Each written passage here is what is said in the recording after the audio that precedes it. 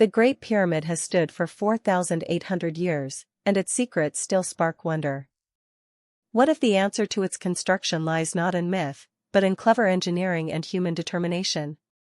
First, the ancient Egyptians didn't rely on slave labor. They used a skilled workforce of tens of thousands, organized like a modern construction crew.